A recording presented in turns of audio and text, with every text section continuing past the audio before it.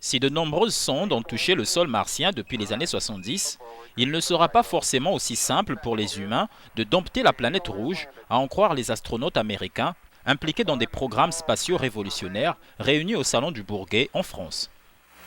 Des propos qui méritent une attention particulière, car le meilleur conseil à propos de l'espace vient de ceux qui y ont déjà été, selon Alfred Worden, pilote du module de commandement d'Apollo 15 en 1971. Nous n'irons pas là où nous devons aller dans l'espace tant que beaucoup de gens n'iront pas.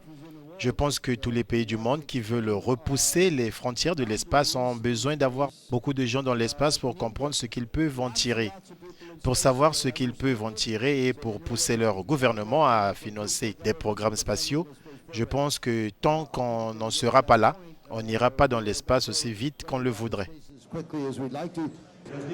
Or, le contact du corps humain avec l'espace pose encore des problèmes d'adaptation et de survie.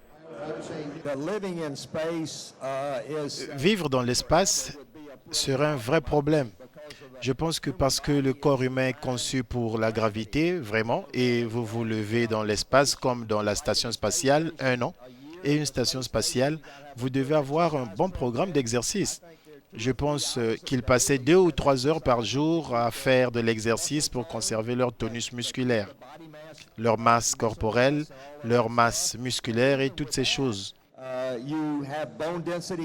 Et même avec ça, vous avez des problèmes de densité osseuse dans l'espace et donc vivre dans l'espace, monter et passer 20 ans dans l'espace, je ne pense pas que ce soit raisonnable en ce moment.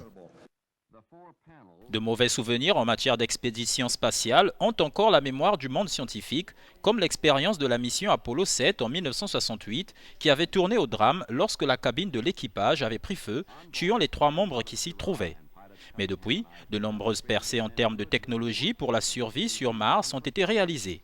Mais entre rêve et réalité, le fossé peut être très épais.